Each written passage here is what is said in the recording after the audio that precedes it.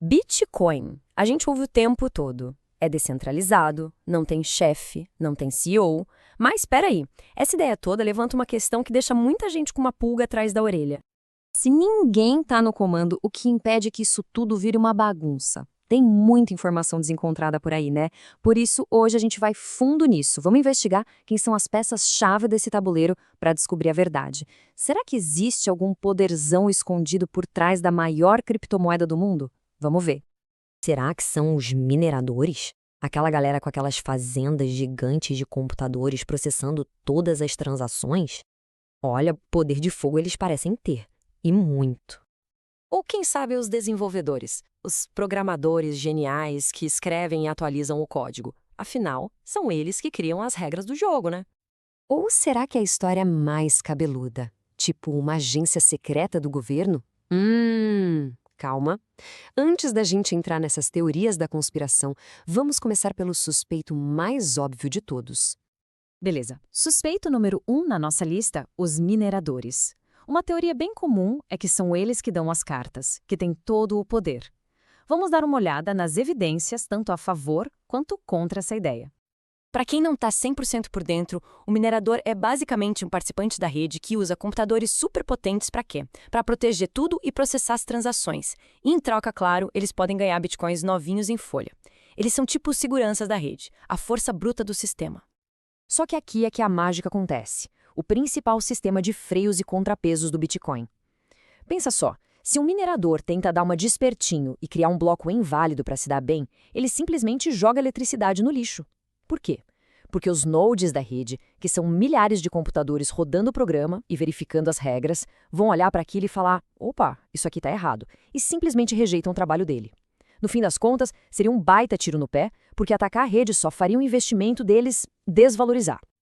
Ok, então se não são os mineradores, que tal o nosso segundo suspeito? Os desenvolvedores.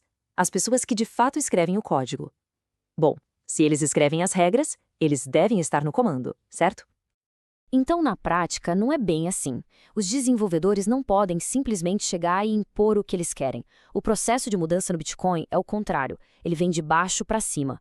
Qualquer um pode propor uma melhoria, aí a ideia é debatida por meses, às vezes até anos. Para algo realmente mudar, a grande maioria da rede precisa concordar. E mesmo depois disso, os usuários e os nodes têm que, voluntariamente, adotar o novo software. A atualização Taproot, por exemplo, ficou em debate por 3 anos até ser adotada. Imagina só o nível de consenso que isso exige. E essa citação aqui resume tudo perfeitamente. No Bitcoin, quase todo mundo tem que concordar para que algo seja modificado. É esse princípio que garante que as mudanças sejam lentas, bem pensadas e que beneficiem todo mundo, e não só uma panelinha. Ninguém consegue empurrar uma atualização goela abaixo. Beleza, mineradores e desenvolvedores parecem estar fora da lista de chefões, mas a nossa investigação fica ainda mais interessante agora. Algumas fontes apontam para uma entidade muito, mas muito mais poderosa, e a alegação é de que o Bitcoin não é nada do que parece. Olha só essa conexão, é de arrepiar. Em 1994, a NSA, a Agência de Segurança Nacional dos Estados Unidos, teria desenvolvido um projeto de moeda digital. O nome? Supostamente SH-256. Corta para 2008. Satoshi Nakamoto publica o white paper do Bitcoin, usando exatamente o quê? O algoritmo SH-256. Coincidência? Tem mais. A mesma fonte afirma que o endereço de IP da primeiríssima transação de Bitcoin foi rastreado até um local da NSA. E aí? Bom, se o Bitcoin foi uma invenção anônima ou um projeto secreto do governo, a verdade sobre quem controla ele hoje é a mesma. Depois da gente analisar os mineradores, os desenvolvedores e até essa teoria da conspiração envolvendo a NSA, o veredito final é um pouco mais complexo e, na verdade, bem mais fascinante do que um único culpado. A verdade é que existe um equilíbrio de forças. Os nodes, que são mais de 50 mil, garantem que as regras sejam seguidas. Os mineradores protegem a rede com seu poder computacional. Os desenvolvedores mantêm o código e propõem melhorias. E, claro, os usuários e investidores que dão valor e um propósito para tudo isso. Nenhum desses grupos consegue agir sozinho. Mas um deles tem a carta na manga, a palavra final.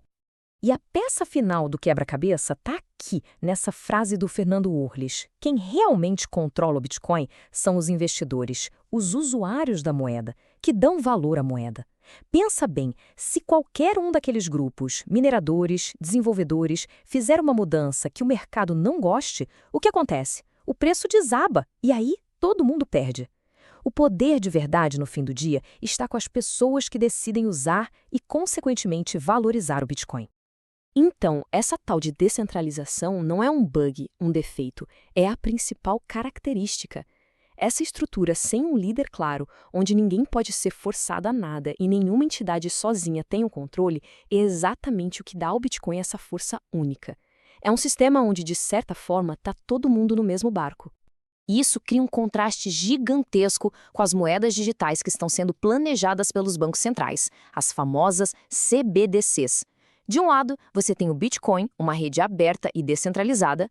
Do outro, as CBDCs, que são centralizadas e controladas pelo governo. No Bitcoin, não existe um ponto único de falha. Nas CBDCs, tudo está sujeito a regras, limites e até censura. É a diferença entre liberdade de capital e um potencial controle social e financeiro total, onde algumas fontes dizem que o governo poderia até determinar onde e quando o seu dinheiro pode ser gasto.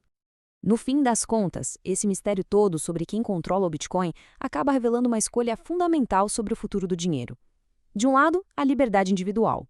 Do outro, um controle que pode ser invisível. A pergunta que fica é: qual a lição mais importante que a gente tira dessa história toda? Quero saber a opinião de vocês. Deixem aí nos comentários.